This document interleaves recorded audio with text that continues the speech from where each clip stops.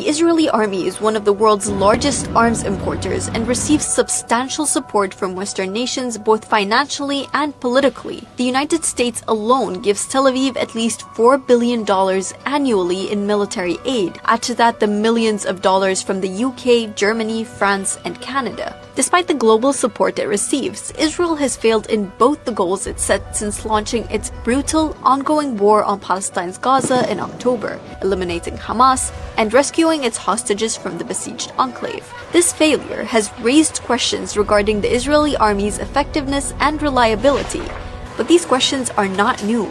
During the Second Israel-Lebanon War in 2006, Israel came under heavy scrutiny both domestically and internationally after it failed to subdue Hezbollah or retrieve its captured soldiers alive, despite backing from the West. But why is Israel failing to achieve its goals? In 2012, a RAND Corporation report highlighted that the Israeli army had severe operational and strategic deficiencies. Criticizing the army's preparedness for war, Yitzhak Brick, ex-ombudsman of the Israeli military, also revealed that the army faced systematic issues, including inadequate training and logistical support, which made it unprepared for large-scale conflicts. These logistical, strategic, and disciplinary shortcomings were reflected in the army's reaction to the October 7 Hamas attack.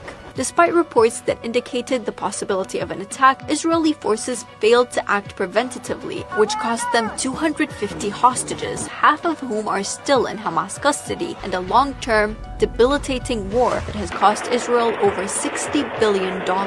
After declaring war on October 8, Tel Aviv repeatedly violated international law. Using Lavender, an AI system developed by the Israeli military's Elite Intelligence Division Unit 8200, the Israeli army identified tens of thousands of civilians as potential terrorists and legitimate targets. They have also killed foreign aid workers and media crews, as well as Israeli hostages carrying white flags and Israeli soldiers with friendly fire. Afterwards, they proceeded to investigate matters. On the other hand, there are complaints within the ranks. According to Haaretz, new conscripts to the army were deployed to Gaza with minimal training, and although Israeli army spokesperson Daniel Hagari denied such a dire situation, Israeli media reported that soldiers were sent to Gaza without even water bottles. The army also opened a hotline to address the lack of equipment in the reserve units and carried out donation campaigns for basic items such as portable chargers, underwear, hygiene products, and toiletries. But army morale is already declining, and an increasing number of reservists are abstaining from service. There's also a significant degree of disorder within the army's ranks, with increasing reports of misconduct amongst soldiers. This includes looting and vandalism in Gaza that Israeli soldiers proudly broadcast on social media in a mocking, malevolent tone,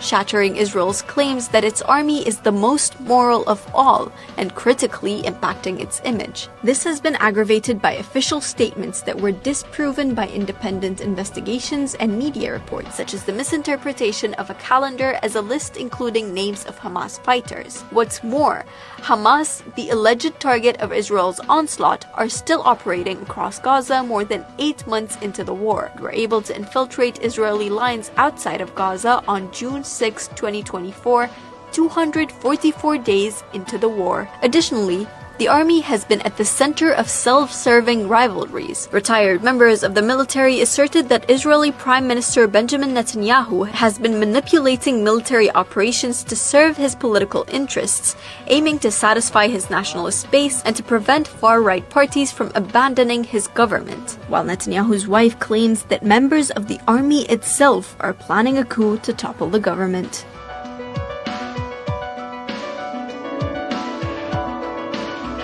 The army's failure to achieve both of its goals in Gaza despite the prolonged war has cast doubt on the myth of the invincible army. Between the misallocation of resources, soldier misconduct, logistical and strategic inefficiency, and individual political grievances, the Israeli army is being accused of strategic myopia and has admitted to major losses despite the extensive Western support it receives. Will the mounting shortcomings of the Israeli army cause Western nations to reassess their investments in Tel Aviv?